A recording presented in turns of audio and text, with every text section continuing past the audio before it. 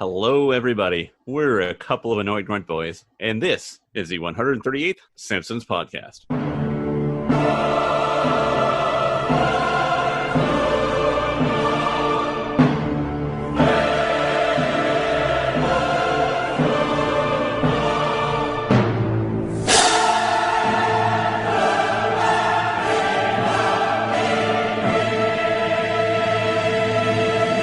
That's right. We're the show that explores the show, The Simpsons, from seasons 11 and beyond. Why 11 and beyond, you ask? Well, we figured that there are plenty of other podcasts that explore the show from seasons 10 and before, or the Golden Age as we call it, so we want to go beyond there to reignite our passion for this beloved animated sitcom. I am half an annoyed grunt boy, Steve, and I can't do this alone because I'm not very good. So with me, as always, your other half annoyed grunt boy, Craig. Hey, Craig, what's doing? We're recording this here in the midst of summer. Not much new content's coming out from The Simpsons because, you know, it's summertime. Everyone's taking a break. Yeah. Well, I have some news for you, Steve. Oh? There is new Simpsons content. Ooh, do tell. So I thought it'd be fun that we review this new Simpsons content. Alrighty.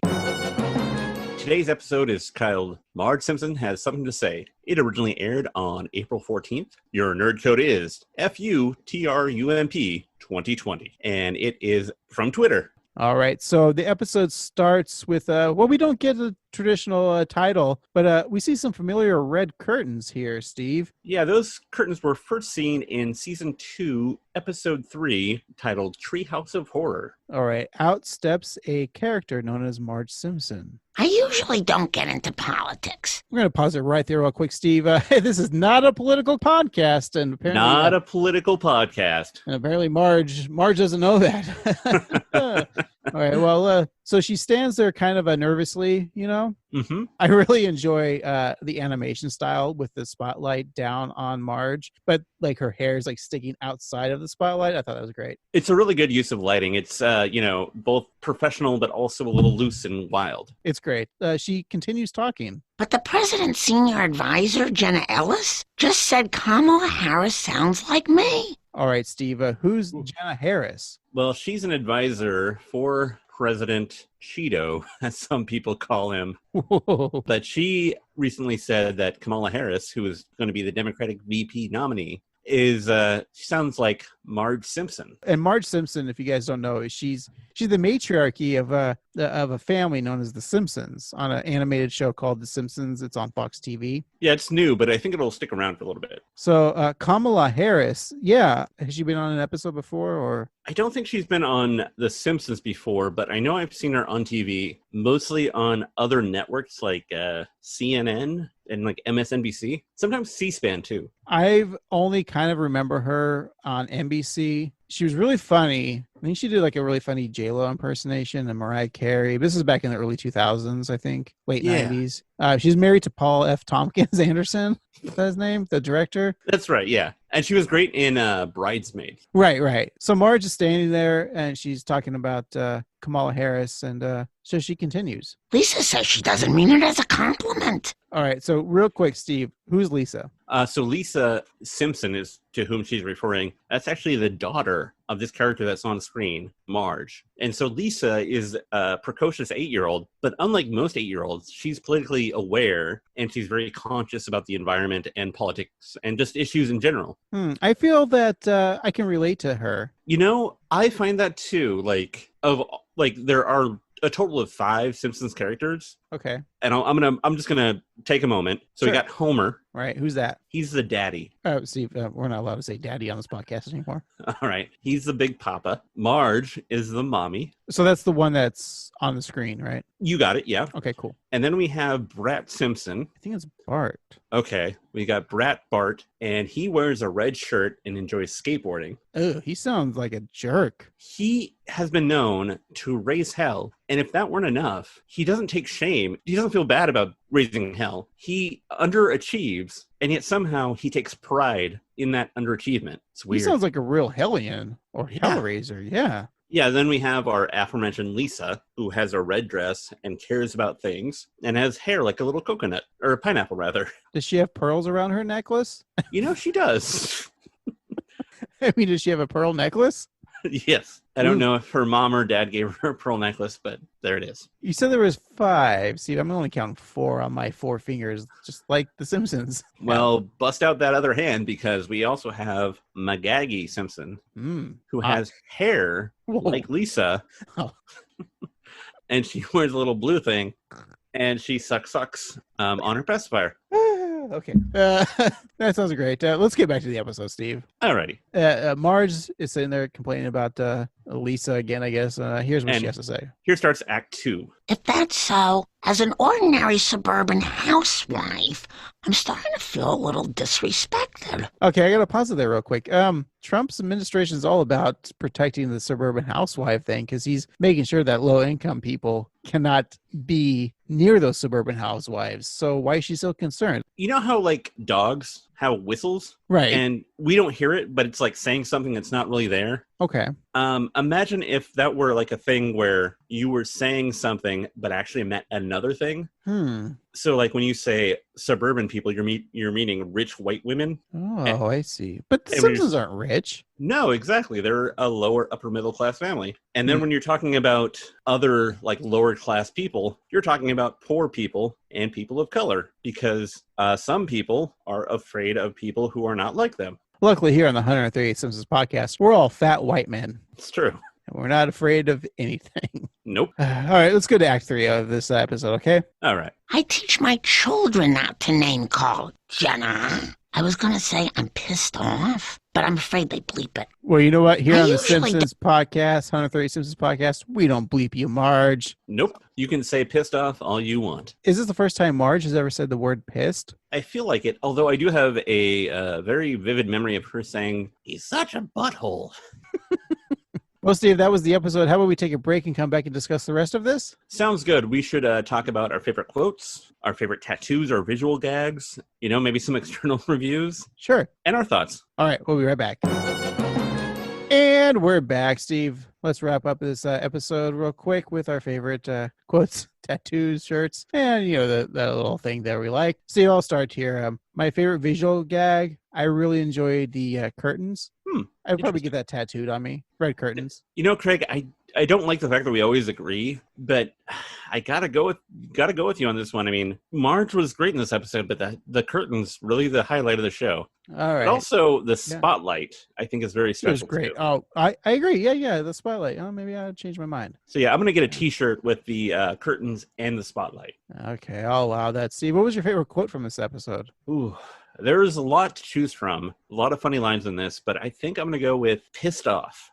Steve, I have to agree with you, dude. It's pissed off. Yeah, This is great hearing Marge swear. You rarely hear that. It's true. Well, that was our favorite quotes and our favorite visual gags. Steve, let's review this episode. Alrighty, Craig. I liked the message a lot, about, the way that people talk to each other and perceive each other. I will say that this episode, compared to others, one, lacking in jokes. There wasn't a ton of jokes. Also, the plot felt a little weak. There's no B story. The A story is, kind of weak. But I gotta say that my biggest criticism of this episode is, it felt a little short. Now, most episodes that feel short have a long couch gag or a long, intro. And I will say that they did not do that here. So they were upfront and being like, we're going to be short. But I don't know, just compared to other episodes, it felt really tight. Yeah, I got to agree with you. It was pretty short. I just feel like maybe there should have been a little more substance. But you know what? It got the message across, and that's all I care about is the message. And for that, I'm going to rank this out of, this episode was only 27 seconds long. So out of 27, I'm going to give this episode a 27 perfect score. You know what, Craig? I can't disagree with you. 27 points it is. All right. Well, Steve, this joke sucks. I liked it. I'm sorry to ruin all of our friends. You call them friends. We don't have friends. Let's go back to simpler time. Back into the year 2009. Oh, why don't we go specifically to March 15th, 2009? You mean the Ides of March? That's right, Craig. What was the #1 box office hit? The movie of the week. Steve, it was a race to which mountain, Steve? Witch Mountain. Yeah, to which mountain? Yeah. No, Which mountain, though? No, I'm asking you, what was the race to which mountain? It's a race to which mountain? No, which mountain? Yes. All right, Steve, what was the number one song? Your number one song on the Billboard Hot 100 was by Flo Rida, and it was Right Round featuring Kesha. You spin my head right around when you go down, down. Got the house with my swagger, hop in that window, I got places to go. People to see, time is precious, I look at my Cartier out of control. Just like my mind where I'm going, the women, the shorties know nothing but clothes. No stopping at my Pirelli's on, unlike my jewelry that's always on. I know the storm is coming, my pockets keep telling me it's gonna shower. Call up my homies, it's on and popping the night cause it's meant to be ours. We keep a fadeaway shot cause we ballin' this platinum Patron every hour. Look mama, ow, you just like the flowers. Girl, you the truth with all that goody power.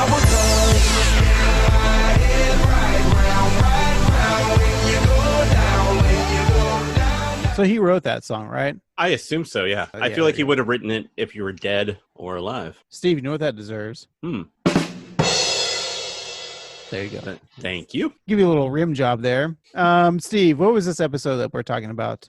Today we are talking about Gone, Maggie, Gone. Lisa infiltrates a convent in order to steal Maggie back, who was accidentally taken in by nuns. While in the convent, Lisa uncovers a series of cryptic clues leading to a hidden jewel in Springfield. Ooh, I can't wait to check out your hidden jewel, Steve. Oh, and I can't wait to take your convent. All right, Steve, let's take a break, come back and watch Gone, Maggie, Gone. We'll be right back. You spin my head right around when you go down, down.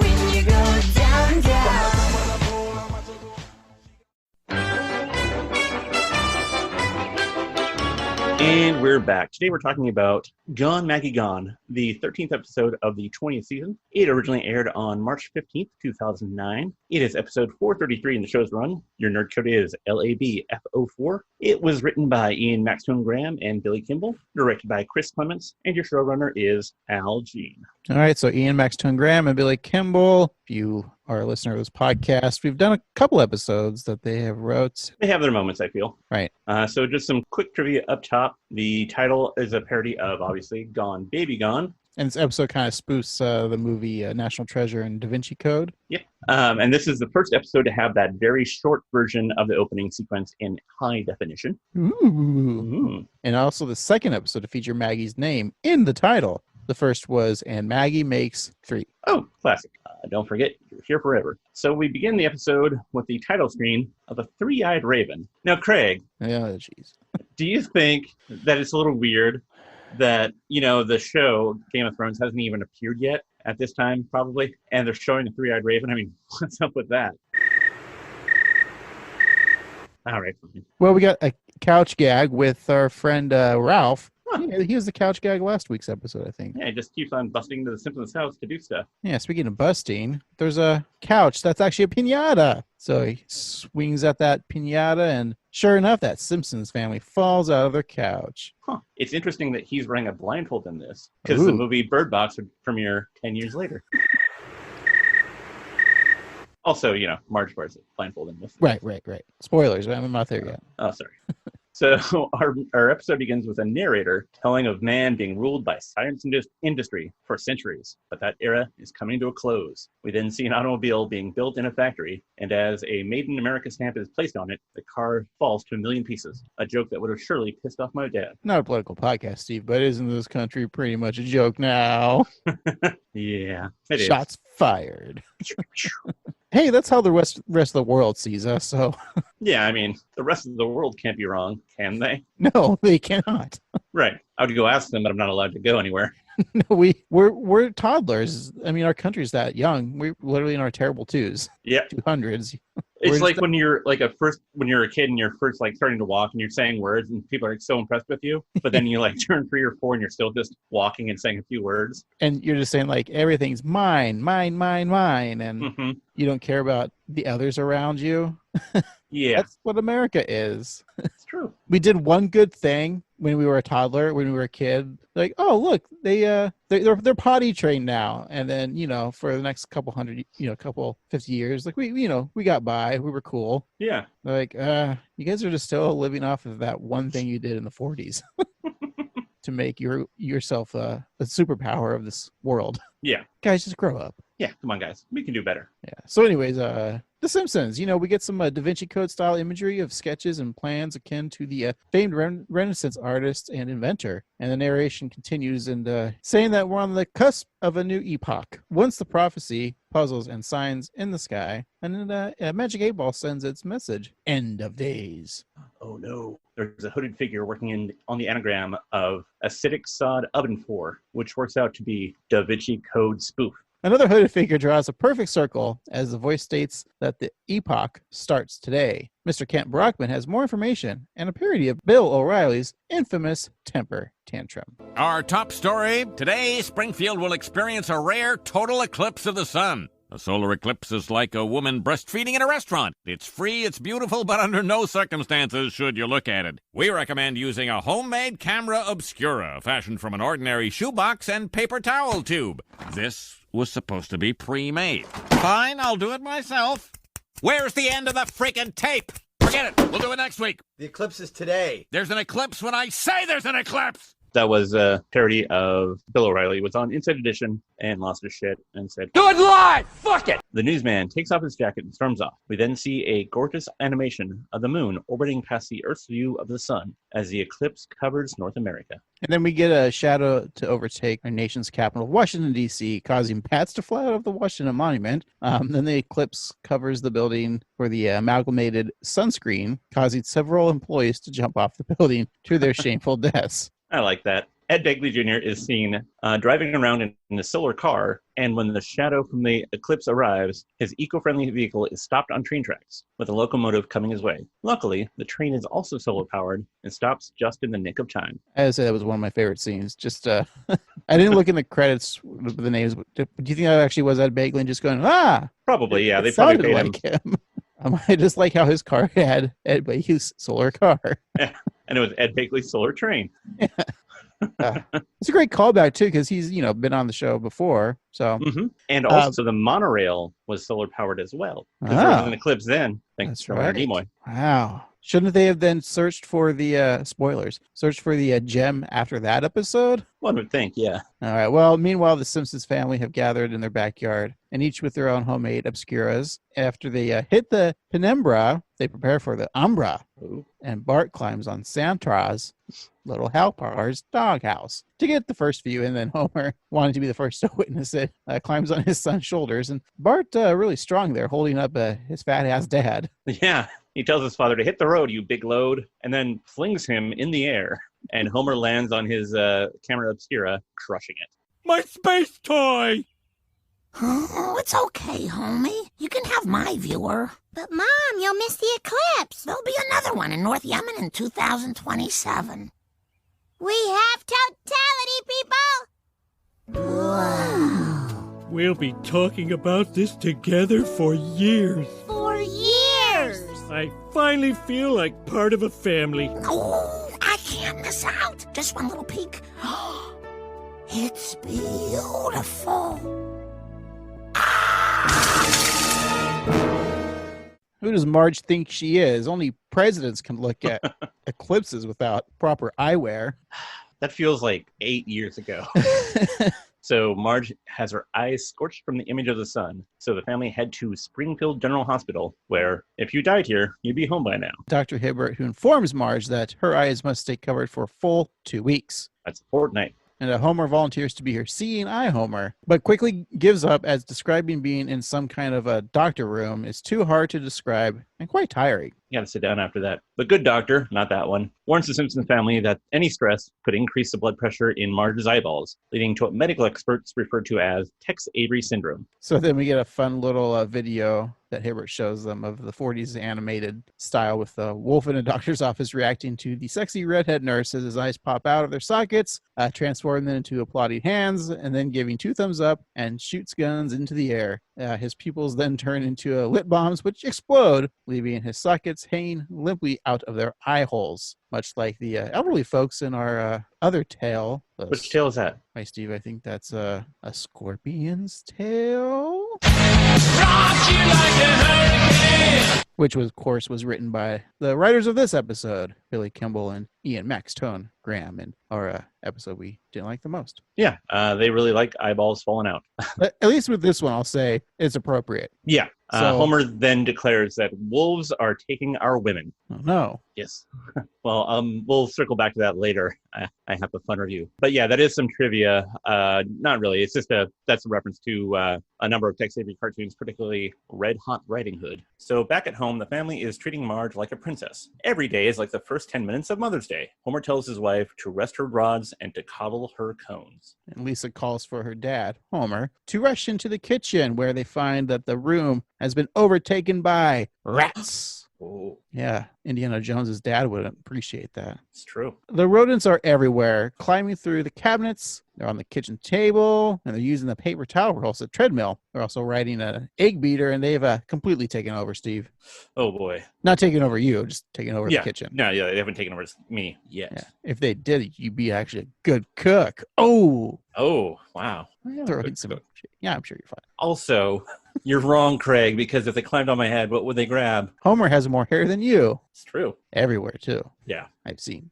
I look like I look like a seal. The scene reminds Homer of that delightful movie he taped in the theater, which we then see his bootleg copy of Ratatouille, spelled Rataaooey. Hey, he spelled it phonetically. Yeah, it's fine. And in keeping with tradition, one of the furry pests jump on Homer and begin to control him. Ooh! He's controlling me with my hair, using me to cook a delicious sole meuniere with a celery root puree and carrots vichy.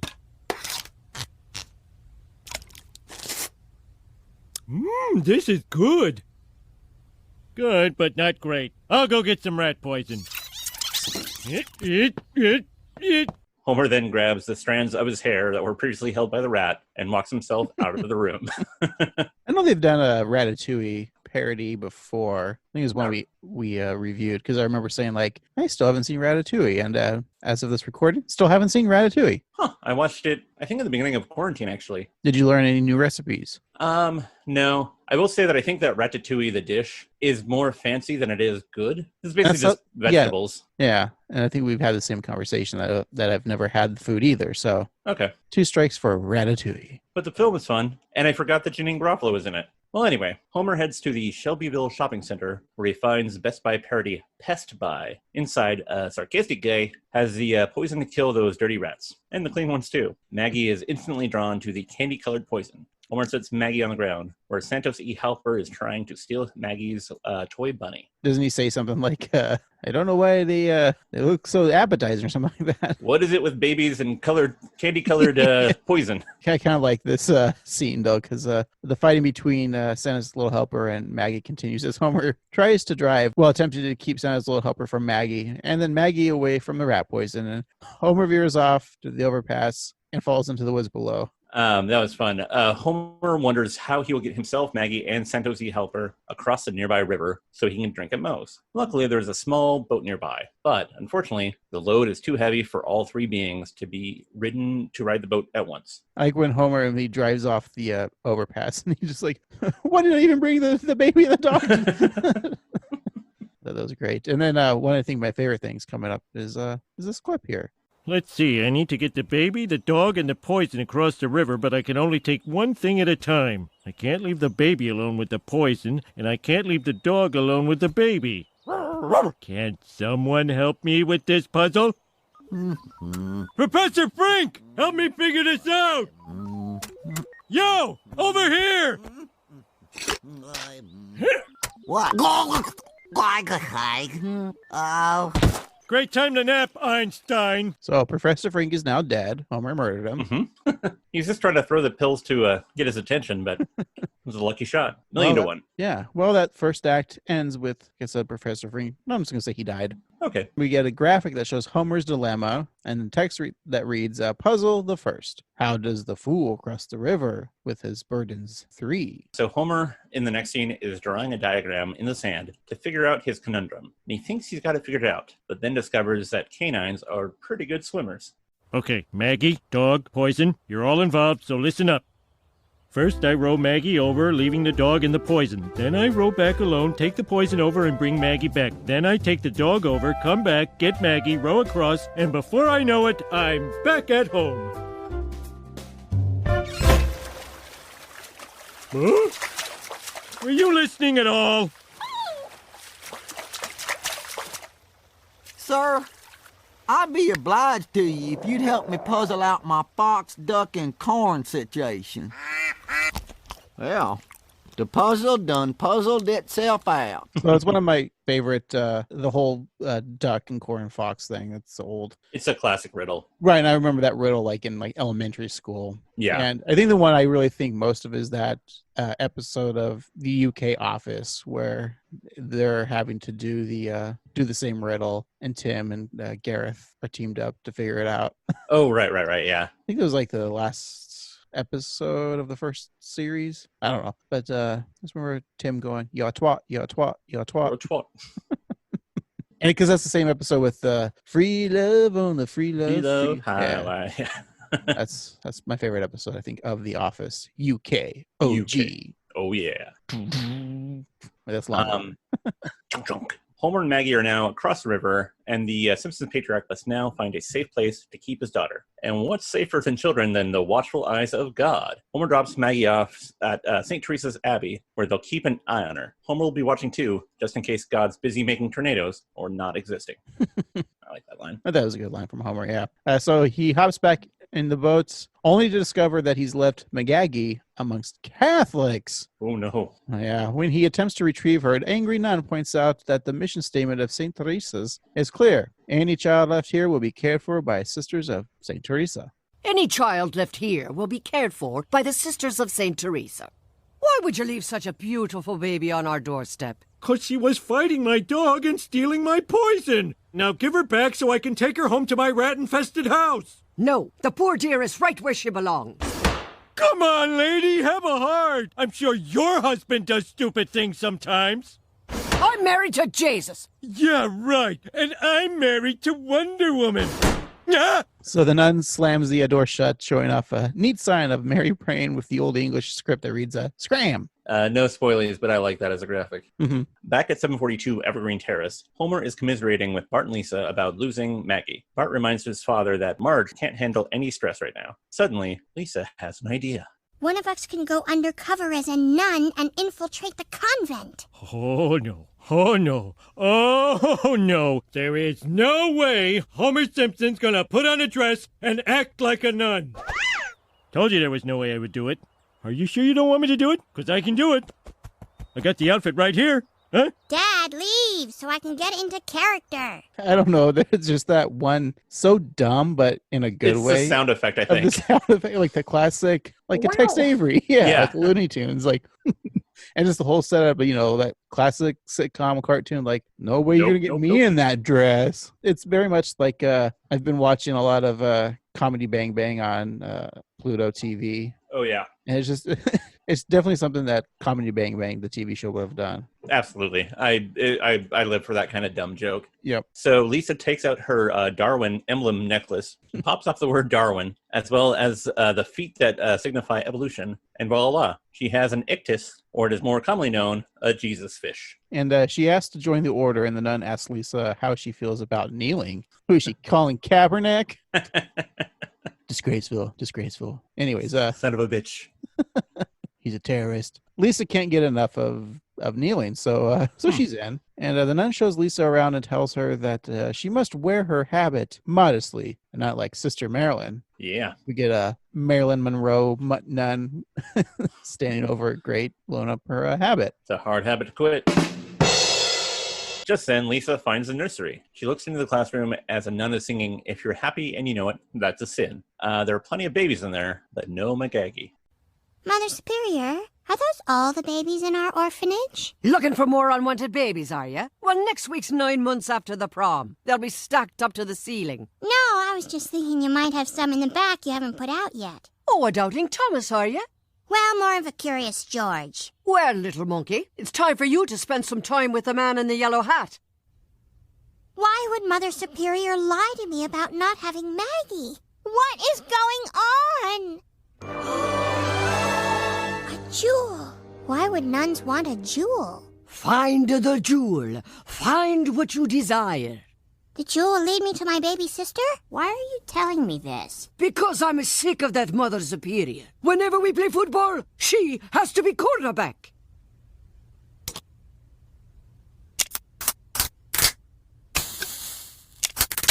Now, you must solve a series of clues. You mean an increasingly difficult series of challenges to my intellect? That's so cool. Plus, you find your sister. Oh, sure. Your first clue. That's a long clip there, Steve. It was. I like the joke about the babies stacking up to the roof or to the ceiling from all the unprotected sex from prom night.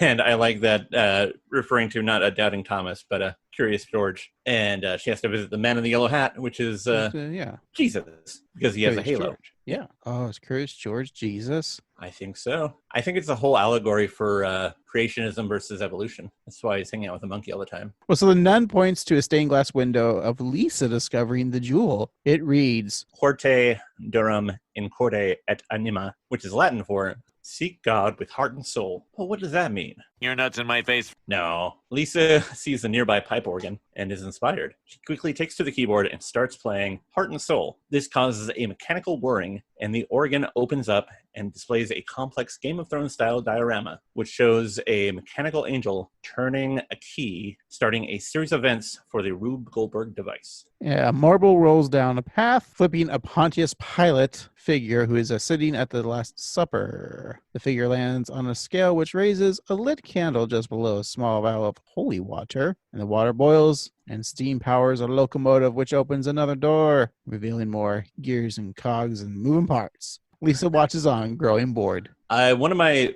weird things that I like to do is go to YouTube and watch Rube Goldberg devices. Yeah, that's weird. Yeah, they're fun though. Like when they're like 10 minutes long and you just forget how it started. You just get so wrapped up in them. It's very comforting to me. I feel like you've mentioned that before on this podcast. I probably have. I have like 3 things. That's true.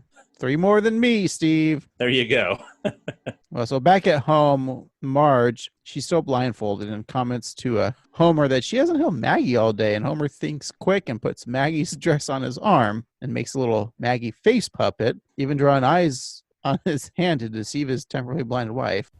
Ooh, Mommy's little baby is getting big and chubby. Who's a chubby baby? But that doesn't mean that you can't have a little dinner. You're not usually this greedy.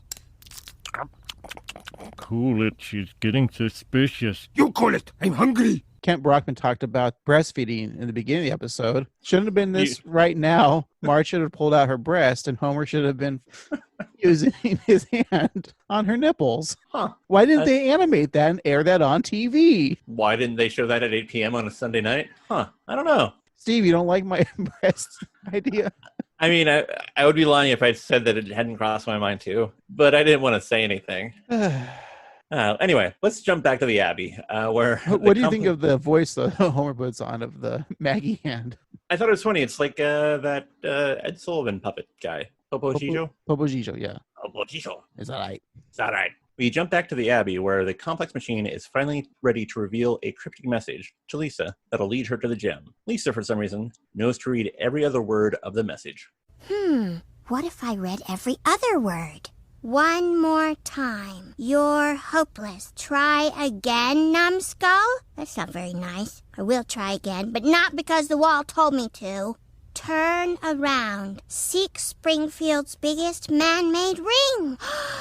But which man-made ring? There's so many. Could it be the Lard Lad donut sign? The smoke rings from the factory? The hula hoop on the sign for the Hula Hoop Repair Center? Or one of the many rings in Otto O'Toole's 0% downsized, oversized ovals? So many rings, but which one is the key to finding the gem? We then get another graphic depicting the many rings of Springfield with text that reads, Puzzle the Second, what Lisa just said. And we're on to our third act. Don't you think the burning tire factory, those are O's, those are rings. That's true. Anyway, so I like it. And Lisa comes back and she's like, have you got it? And then, because she's looking at us, but she's actually just looking at Milhouse. And he admits that he's a weak nerd and not a smart nerd, much like us. Exactly. She then finds the biggest ring, could be the bell from the Springfield bell tower. And she walks up to it, but is stopped by a sign that's been turned into a meme. It says, keep out or enter. I'm a sign, not a cop. Seeing that meme so much on the internet, I'm so glad we know it's from this episode now. Yeah, I had no idea, but there it is. I always thought it was like from something like in season 12, because I'd seen so much of that meme. Love it's funny. It was in the back of my mind, like something that I knew, but yeah, you're right. Interesting. Well, she walks into the bell tower as two hooded figures appear from the shadows. Oh, well, it's bedtime back at the Simpsons home, and Marge is saying goodnight to her children. Starts with Bart and announces that she'll be in Lisa's room next. The instant she leaves, Bart takes a nightgown from his dresser, puts it on, along with a pearl necklace, and shapes his hair to be that of Lisa. He climbs from the window to the roof of the house and jumps into Lisa's bed just in time. So it's weird that he just had a nightgown. I'm assuming he's been doing this the past couple nights, maybe. Probably. Well, he does like to dress up in girls' clothes and dance on beds. It's true. Sisters doing it for themselves. Yeah. I know. I really enjoyed that visual of Bart as Lisa Heron.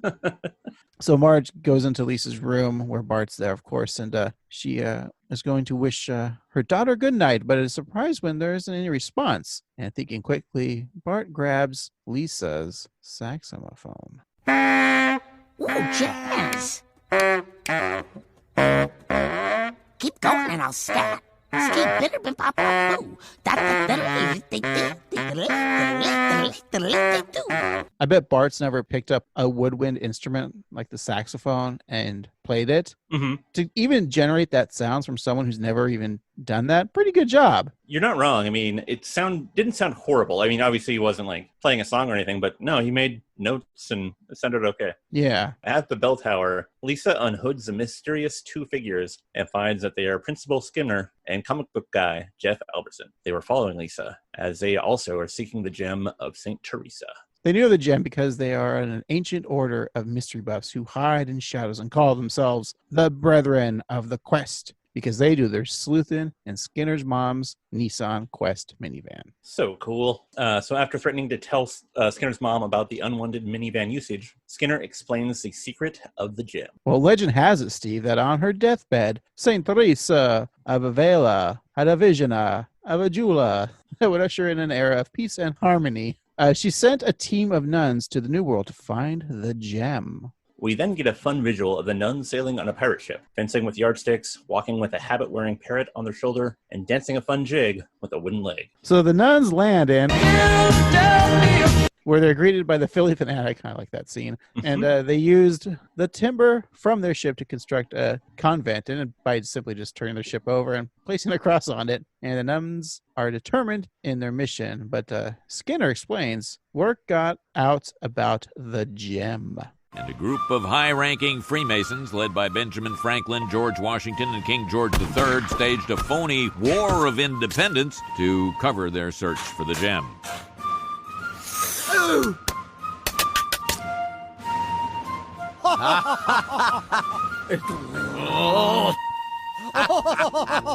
Fleeing the violence, the nuns of St. Teresa's left the colonies and settled here in Springfield. Legend and Wikipedia have it that the gem will be revealed during the first full moon after a solar eclipse. That's tonight. One question remains. Why did you come here? Because I cleverly deduced the answer to Springfield's biggest ring. Voila. Well, it gives me no pleasure to say your deduction was faulty. This is a fake papier-mâché bell. The real bell was melted down in World War II to make Civil War chess sets, 4 of which I own. So the Revolutionary War was all a scam? This country makes me sick. This country's built on lies. This country makes me sick. Did you know that the Ben Franklin cuts up the snake? It resembles his Join or Die political cartoon, also known as the Don't Tread on Me snake? Duh. It's always weird when adults say adoy. You sound like a dick. Jeff Albertson, a dick? Well, I never. I also like means like, according to legend in Wikipedia. So the biggest ring, Steve. Lisa looks out and sees what the biggest ring is, and she knows.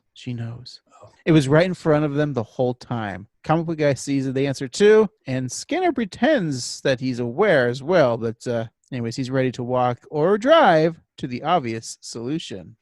Craig, I think I might have a blunder. Oh, no. That's right. When Lisa was looking at the Springfield Bell Tower from the park, the top level had only the bell, with 2 openings on each side. However, when Lisa, Albertson, and Principal Skinner go to the top level, there's another room and no openings at one of the sides. Boy, I really hope somebody got fired for that blunder. Me too, friend. Me too. Well, they head to the Hollywood like Springfield sign where the word ring appears. And when they climb up it, they are met by hounds. And connected to those hounds, Steve, why, it's one and only Waylon Smithers and his boyfriend, Mr. Burns. Well, if it isn't the Tardy Boys and Nancy Clueless. Mr. Burns, what are you doing here? Oh, I've known about the gem for years. You see, my dear girl, I joined the Freemasons before it was trendy. That's my eyeball on the dollar bill. That's also my pyramid. Hence, I trailed you on your quest, accompanied by my faithful albino. I keep telling you I'm not an albino. I just use a lot of sunblock.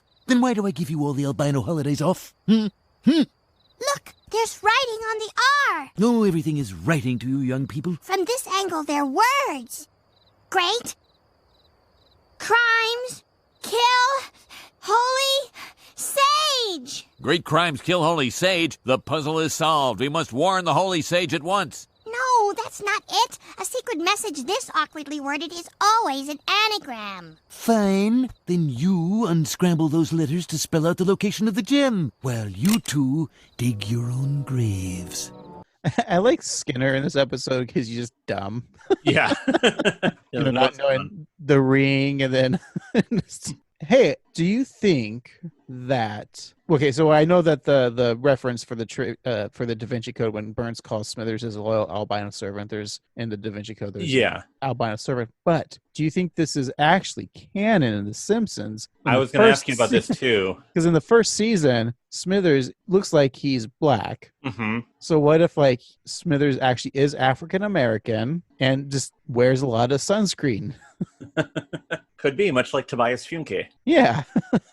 It's it's white facing. Yeah, which I have no problem with. So we're gonna say that's canon, Steve. Alrighty. So Lisa works out the anagram, and comic book guy laments that he believed in Superman for years, and asks that if he can hear him, please help him dig his own grave. Real quick, June 13th is the International Albinism Awareness Day. So that's the day that it gets off. So the June 13th for albinos. Yep. Good to know. Lisa completes the riddle, changing great crimes kill holy sage to regally the rock gem is Lisa. The gem was inside of her, or maybe, as Waylon Smithers points out, she is the gem. Of course. St. Teresa wouldn't be interested in a mere bauble. Her greatest treasure would be a pure young girl. You are pure, aren't you? Does kissing Millhouse count? No. It all adds up. I am the gem that will bring world peace. How brilliant of God to remove my skepticism by making me his chosen one. According to legend, the gem must be brought to the convent by sunrise. We could make it if we took Mr. Burns' helicopter. I don't really want you people inside, but you could dangle from the skids. Deal? Feels good to help someone, doesn't it, sir? No, it feels weird. Speaking of weird, it's weird that the 3 grown men asked if Lisa was pure. But I also like the fact that everyone knows who Millhouse is, even Mr. Burns. Yeah. Like, oh, no. So when Lisa and Skinner and comic book guy are hanging from the skid of the helicopter, this is actually a reference to the Simpsons arcade game when the family hangs on Smithers' helicopter. Episode or level 2, I think. Wow. Yeah. So the nuns are singing a haunting rendition of the O Fortuna. When Lisa smugly walks in, the nuns unfazed continue with the chorus, and Mother Superior points out the gem is over there, and it's none other than... Maggie? No. The solution was regally the rock gem is Lisa. Oh, please. How many sentences start with the word regally? This one? Oh, give me that. It's really Maggie, Sherlock. You know, I have to point out that this only makes sense if I get the wrong answer first. I said hush! It's funny, too, because Lisa is the smart one, and she's solving all the puzzles, but she's already solved 2 of them wrong. Yeah, her ego in this episode, Steve, I tell you. Yeah, I mean, Homer only had to solve 1 riddle, and he did it right the first time. Oh, that happened. I forgot about that. It was like an hour ago. I know. So the Sister of God declares a new era of prosperity and peace for Springfield, as Maggie's glow brings a rainbow-colored aura over the town, resulting in rival mattress sales, people hugging, letter carriers and dogs to befriend one another, and an an opposing team captain to cease their arguing and to make out a little bit. That's pretty good at that scene. Yeah. So even the warden is feeling the effects of Maggie's powers, and he sets Snake's electric chair to massage, and even the jailbird knows that the gem of St. Teresa has been returned to the throne. Hey, I have a question. I know they always make the running joke of Snake in the electric chair and about to be killed. Mm-hmm. What has he done to deserve the ultimate punishment of death? Yeah, I mean, for the most part, he's robbed the Quickie Mart. Yeah. Shot him. Other than that, though, he hasn't really done many other crimes. Yeah.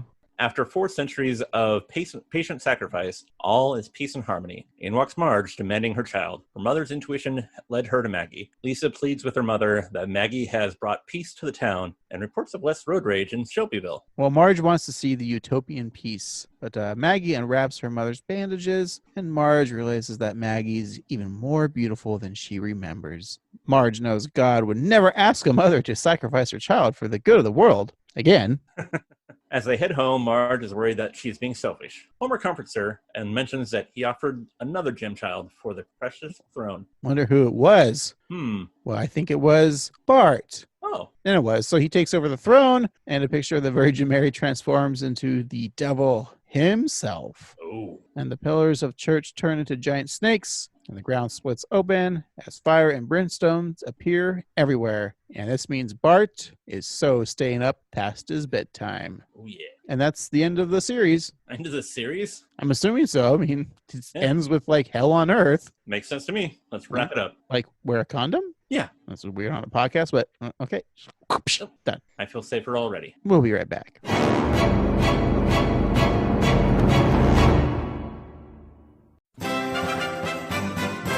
And we're back. Craig, let's talk about our favorite visual things, our favorite jokes, maybe an MBJ. We can talk about some external reviews, our own reviews, and then we'll find out what we're watching next week. Sounds like a plan. Great. So visual gags. There are quite a few. What'd you think? I enjoyed Bart dressing up as Lisa. Mm-hmm. I think the clues with Homer and the boat and the pills or the poison and Santa's little helper. That old riddle is fun. But I think the beginning for me, I think if I were to get something on a t-shirt, I almost want this on a t-shirt. I want Ed Begley Jr.'s solar car, him driving it. It's a little smart car. He's a big guy. He's pretty tall. Just seeing him driving it, that's pretty funny. I enjoy Ed Begley Jr. It's the largest car he could afford.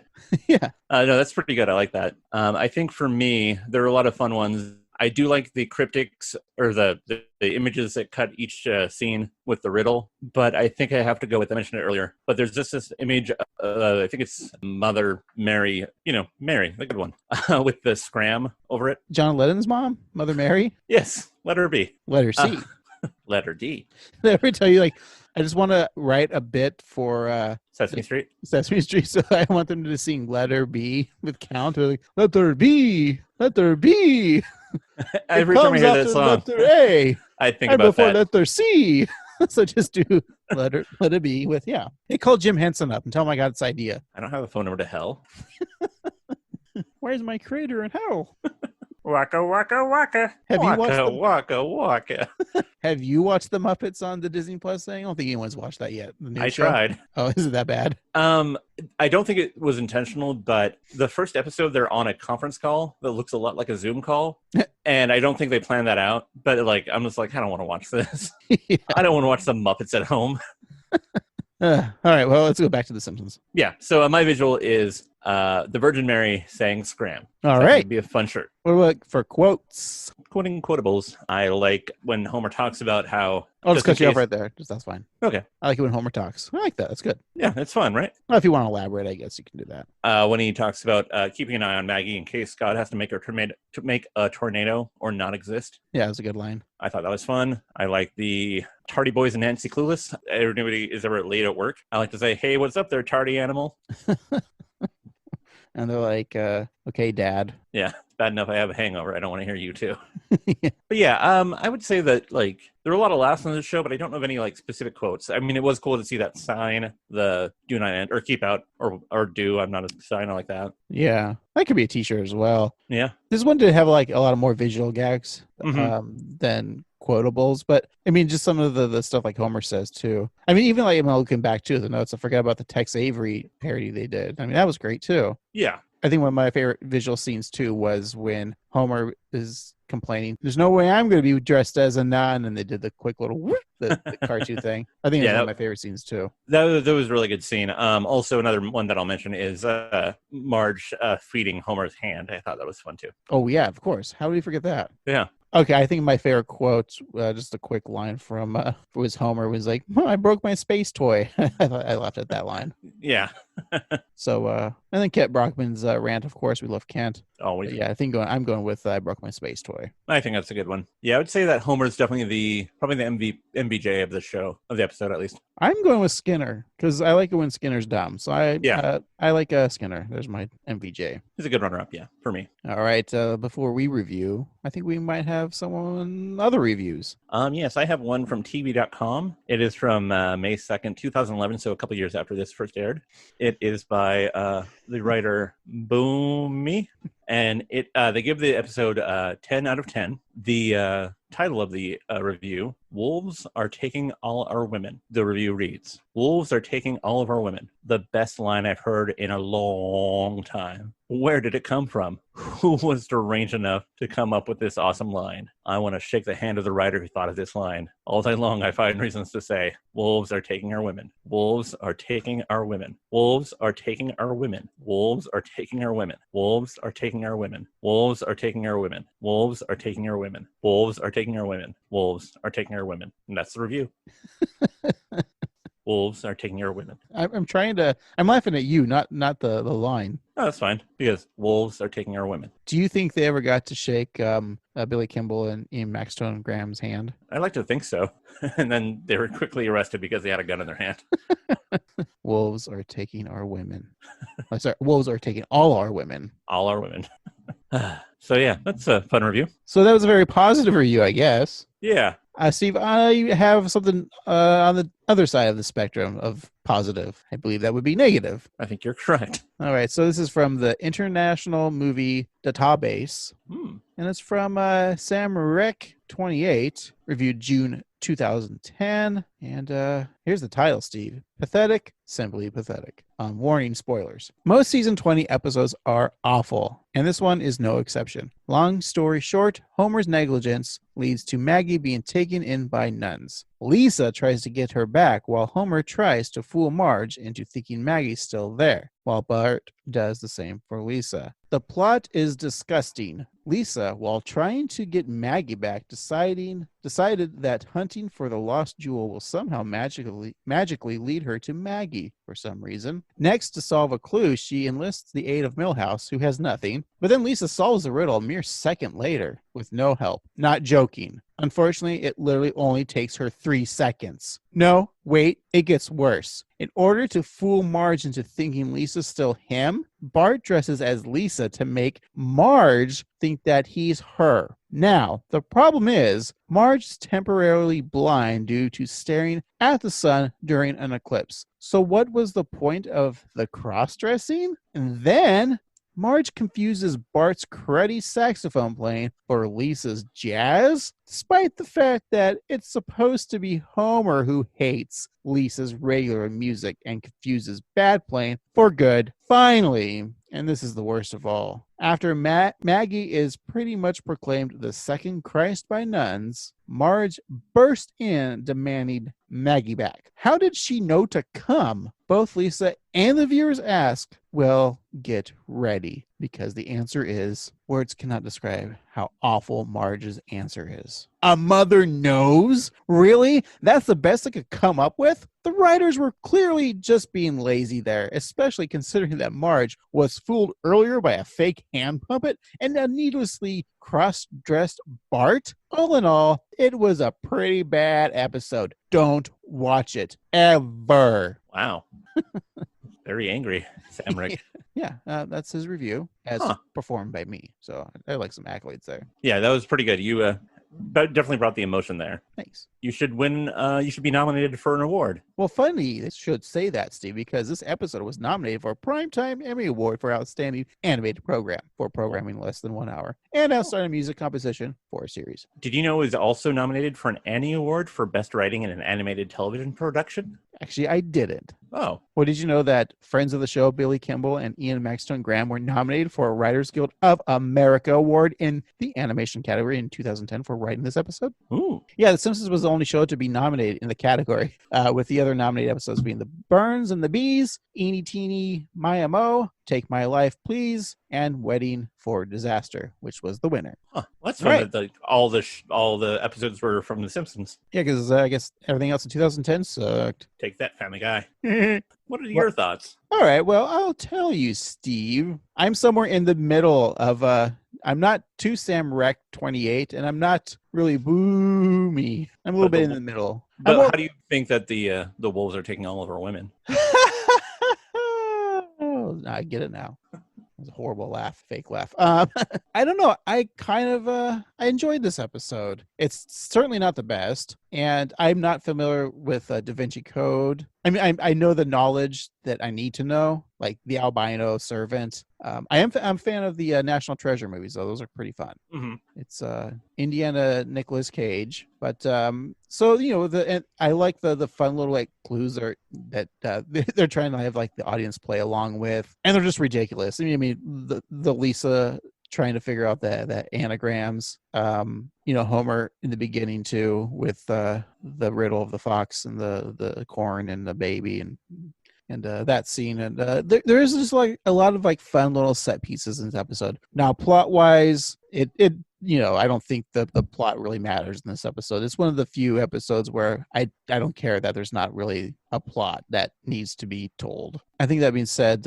it was fine. It was cromulent, as we like to say. I think it would be one of those episodes that if it was on in the background or I've been flipping through the stations, I'd watch it because, again, like I said, there's just some fun, very fun visual gags to watch in this. And we even said that. So that being said, this episode rings. Steve, there's 5 letters in the word rings. I'll give this episode a 2.78 rings. 2.78 out of 5. That's a solid score, I think. Yeah, solid snake. Metal Gear Solid. Yeah. I was going to go with a 666, but that seems too obvious. Yeah. Steven? Well, I think there are some episodes, 22 short films about Springfield, trilogy there, that are ambitious in their storytelling that aren't like your traditional plot. And I think that this falls in that realm. I feel like they had the idea with the Homer riddle first, maybe, because that's such a classic riddle. And it would have been almost more fun to see those traditional riddles show up rather than just anagrams. Like the one about the 2 guards, one can only lie, the only one can tell the truth, and there's the tigers. Like more traditional ones that are more plot-based rather than word games. Oh, yeah, I think I like that. Maybe that was the concept that Billy and Ian had. Like, they could do the doctor's son, whatever, like. Yeah, exactly. Form the doctor or there's a plane that crashes on the border of Canada and America where they bury survivors. That's not really, but yeah, I guess that's one of them too. But yeah, you know what I'm talking about, though. Yeah, like more traditional, like story-based riddles, right? Because Lisa mostly solved anagrams. Yeah, and she did a bad job too. Yeah. That being said, I thought it was a fun, kind of silly episode. The story about the nuns going through like history and like the Revolutionary War being fake. I thought that was a lot of fun. I like the way that they tied in the idea of an eclipse with like this whole big mystery and this the whole conspiracy theory that was inspired by like from National Treasure and the Da Vinci Code series. So yeah, I think that this is a silly episode that might not be the most important, but it's a fun time. They do a lot in this episode, and it's visually really a lot of fun. So I'm going to say that there were 13 original colonies when the nuns showed up. And out of those 13, I'm going to give this a 7.7. Yeah, I think you're right. You mentioned right when you said Trilogy of Air and the short stories. Like I didn't really think about that, but yeah, I think that's what they kind of were going for. Just maybe it's just us watching episodes at random where there's been pretty much like a straight plot and nothing like really. We haven't seen really anything goofy lately. Mm-hmm. And I think this episode fits in that. Like, I don't feel like this was like a canon episode. It's more like it exists in the treehouse of horror for me in my canon. Yeah, I agree with that. I think that that's a really good point, that it's just kind of outside of the normal world, but still kind of in that realm of these fantasy episodes that are kind of nice escapism. You know, the earth opens up and hell is there. It's like, that can't happen in real life, Steve. No. So, Pillars can't turn into snakes.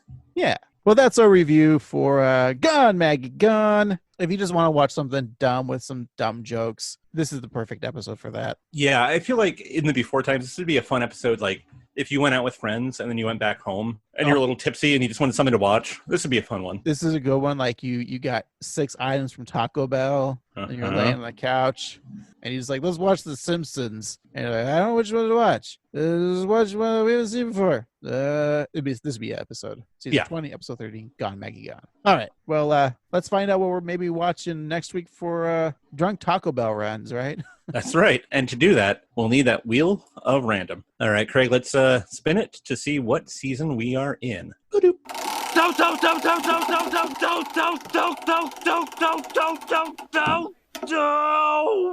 We have season 83. Wait. What? Season 83. Wow. Sorry. We have season 30. Season 30. And let's spin to see what episode we're watching.